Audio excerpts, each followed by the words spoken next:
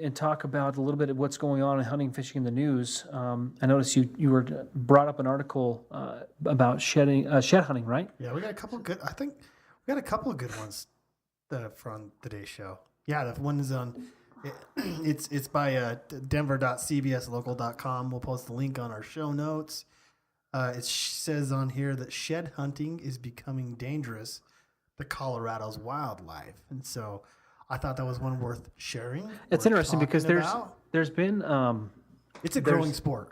Well, yeah, but hasn't there been a ban in Utah?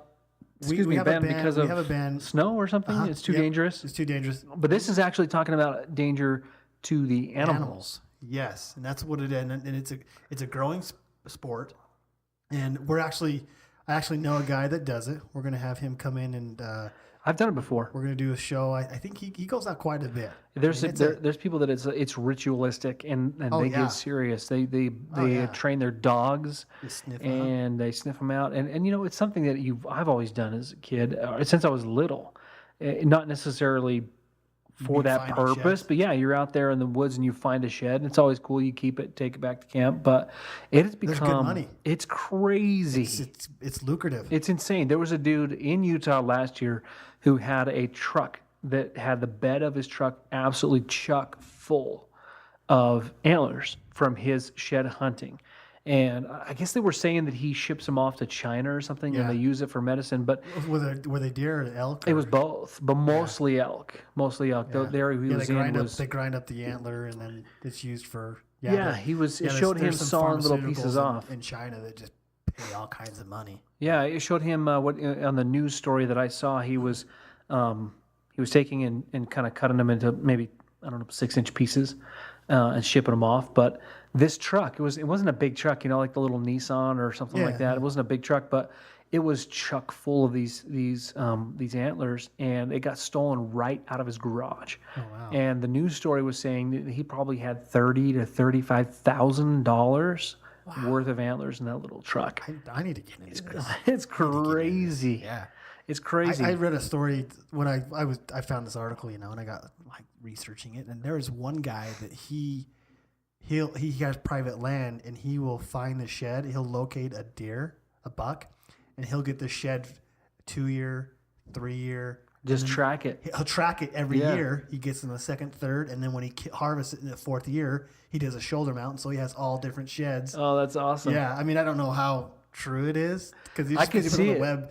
But I can see it. People with private land, you know how it is. You have private land and you get little critters. And There's actually been with them. Several different hunting shows that I've seen of especially whitetail hunters where they'll have trail cams set up all over their land that they're hunting, and they'll track and they'll name their bucks. Like this is drop tine, or this is Joe, or they'll name their bucks, and they'll be able to track them throughout the years, and they'll actually find their sheds and do that same thing. So I totally believe it. Totally believe it. It'd be a little bit harder with a mule deer with an elk because of the area that we're in, but it's become it's insane right now. If you are a hunter at all, or if you started following some hunting people, that you'll start seeing every person's feed, or at least one in 3 is somebody that's finding sheds. Just awesome sheds, and some of the sheds, it's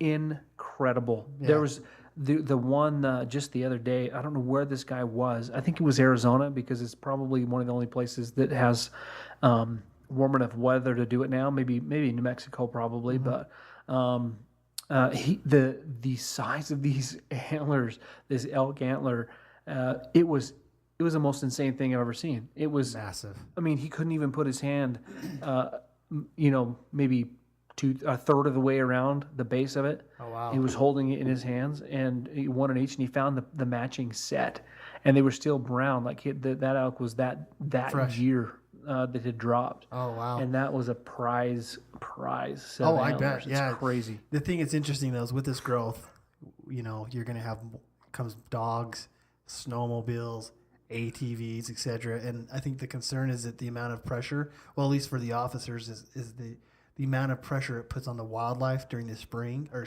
the winter, late winter, early spring, when they're trying to survive, recoup Yeah. from the hunts. It probably pushes them up higher, right? Because at least I know that in Utah, the winter range for elk and deer is a heck of a lot lower than where they typically range in the summer. Yeah. Oh, yeah. And so if they're getting that much pressure, think about it. Where does the snow recede from? Right, it starts low, and it recedes all the way up to the top. So people are shedding down low. Is at the higher elevations, what pushes them down, what pushes the animals down to the lower elevations, is because it gets so cold up in those higher elevations and the snow, and it doesn't necessarily kill the vegetation, but it kills the nutrients in the vegetation. Oh, so that's what pushes them down so low. But when it's harder to get with the snow, growth, it's just like any other sport. With the growth, with hunting and fishing, with that growth, you're going to see more idiots. Oh yeah, right. And it's the officers in this article says the officers are receiving reports of people in motorized vehicles chasing elk and deer herds in hopes of collecting a fresh pair of antlers dropped by a startled animal. Come on, guys, that's insane. Come on, man. I could see that now that you say it, but it honestly had never crossed my mind. Stupid crap out in the field. What's your reaction? I tell them off. You hate to be that guy, but absolutely. Yeah. If they were doing something like this, I would first probably take their license plate number, and I'd probably call some sort of. I'm always snapping. But hey, you know what? Plate numbers. Exactly. My wife was like, "What are you doing?" You got one of the best video cameras in your right in your pocket. Oh yeah, pick that crap up and just video. Follow these guys. Call the DNR. Some of these idiots are crazy in the respect that they're not afraid to get a little, I don't know, physical with you. So it's not necessarily the best idea to engage them all the time, but definitely find a way to record the incident, report it for sure, because this kind of crap, it really does ruin for a lot of people. That's crazy. I never even thought about that. It never crossed my mind that somebody would be chasing. I get it. I've seen those videos where somebody's watching a deer run through the field or something, and one plops off. Did you see the one in Alaska? We'll post it on our Facebook page about the guys out in Alaska who were on a boat, and there's that moose swimming out in the lake. No. And the dude hopped on the back. Oh, shut up. Yeah, I'll post it on our Facebook page. Really? Yeah, we'll post it. Did he get it? Oh, they're laughing. Oh, yeah, he rode that thing. He was riding a moose in the middle of a lake. Oh, my God.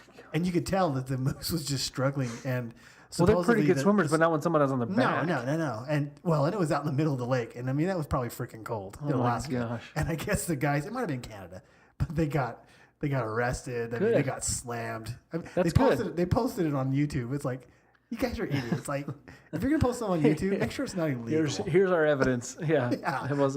Where'd you get that evidence from, prosecutor? YouTube.com. Done. Yeah. Gosh. Any more thoughts on that? No, if you're one of these boneheads, I mean, I get it. Let me play devil's advocate. Who cares? You're going to go hunt the animal. Why can't I go bug them on an ATV, try to get their shed? Well. Right? I mean, there's people thinking that right now. Well, yeah, that's the thing is, there's how come hunters like them now? Yeah. Well, if you can't logically walk through the steps where it's bad on the animal, let's say even in a mild winter, they're still struggling. They're not going to be at the best, and you push an animal to that point. If you're chasing it, there's a chance it could run it to death. Yeah. It's going to keep running. It doesn't stop thinking you're a threat just because you think it's fun. It doesn't understand what's going on, and you do threaten the life of that animal or the future generations of that animal. And so that's why I think it's important to have your own philosophy of why you hunt and why you fish, because then you can explain to people. Yeah, for sure, exactly. This is why you want to be dumb. If you are or have been, here's the deal. I get it that everybody has these moments, especially when you're younger and your brain's still mush, right? Or where smoking weed and all of that stuff, and, or something that makes your brain mush, where you do stupid stuff. It just gets funny and you laugh, and I get that because we've all been there. But if you're one of those people, it's probably the same joker knuckleheads that are out leaving garbage everywhere. They go they go have a bonfire and they leave 50 beer cans everywhere. You know what I mean? There's just messes everywhere and don't pick up after themselves. It's not hard to ruin something for everybody just because you're stupid. Yeah. So if you are one of these people, if you know one of these people, well, I'll say it the nice way, fix it, you know. could be. I could be. Fix it like Michael Corleone. Because I know a guy. You get into, but yeah. So